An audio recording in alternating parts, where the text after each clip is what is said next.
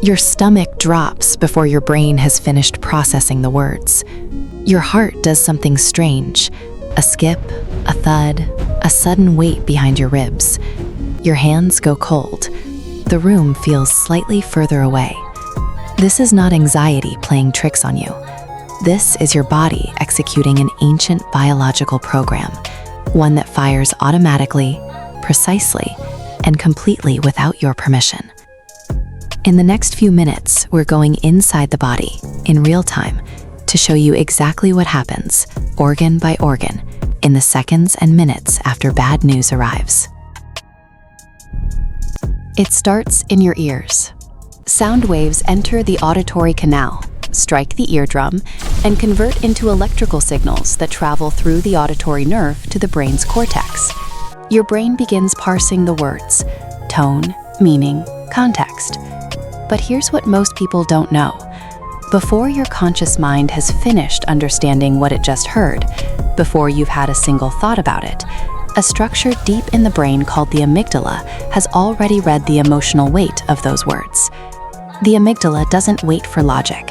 It doesn't need the full picture. Its job is threat detection, and when it detects one, it fires. In less than a second, the amygdala sends an emergency signal down through the hypothalamus, the brain's command center, and the hypothalamus does what it always does in a crisis. It activates the adrenal glands.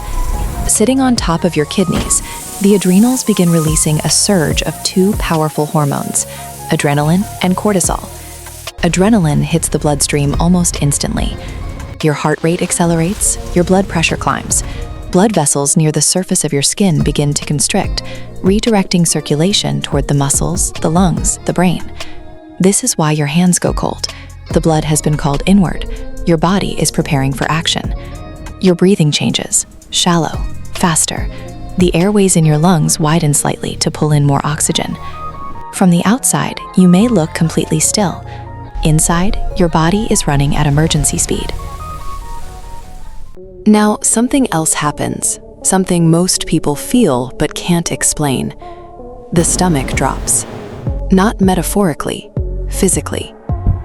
This is the vagus nerve, one of the longest nerves in the body, running from the brainstem all the way down through the chest and into the gut. The moment the amygdala fires its threat signal, the vagus nerve carries that signal directly to the digestive system. The stomach muscles contract. Gut motility slows or spasms. The entire gastrointestinal tract tenses in response to what the brain has perceived. That hollow, sinking, nauseating feeling is not weakness. It is your gut receiving a direct message from your brain that something is wrong. This is also why people lose their appetite after devastating news or feel physically sick in the hours that follow. The digestive system has received orders to stand down.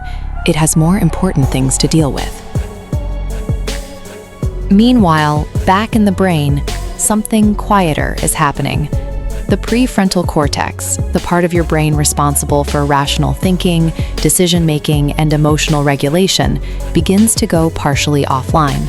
Not completely, but the flood of stress hormones changes the chemistry of the prefrontal cortex in real time, making it harder to think clearly.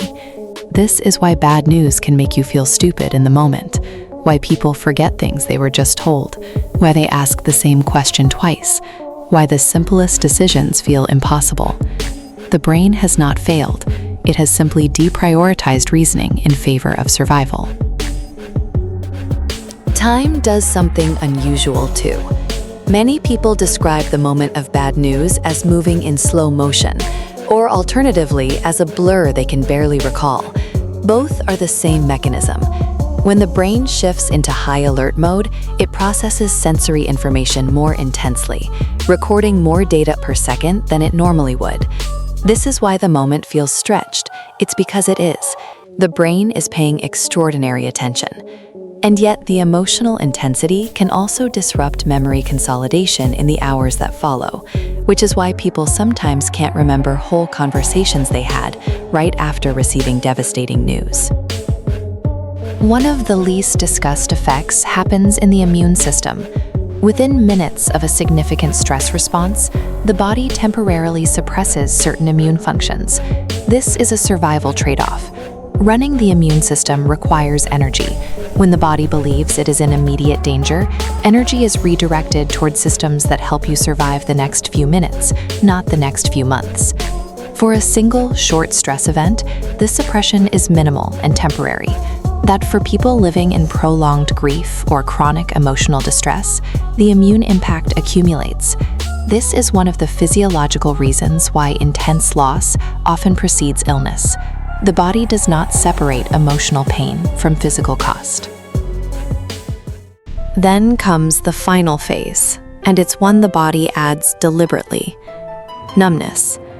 After the initial surge, the brain begins releasing its own natural dampeners, endorphins, dissociative signals, that create a slight emotional distance from the intensity of what just happened.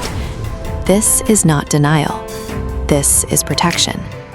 The brain recognizes that operating at full emergency response indefinitely would break the system, so it pulls back the most acute edge of the experience, just enough to allow basic functioning to continue. Grief researchers call this the oscillation, the body moving in and out of full emotional contact with painful reality, as a way of processing it in doses the nervous system can survive. Every single step in this cascade, the adrenaline, the gut drop, the cognitive fog, the numbness, was designed for one purpose: to keep you alive. Your nervous system does not distinguish between a physical threat and an emotional one. It simply responds. What makes bad news so physically overwhelming is not weakness.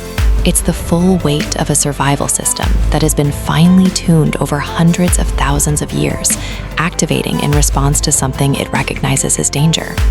Your body is not betraying you when it falls apart in those moments. It is doing exactly what it was built to do. Take care of yourself. I'll see you in the next one.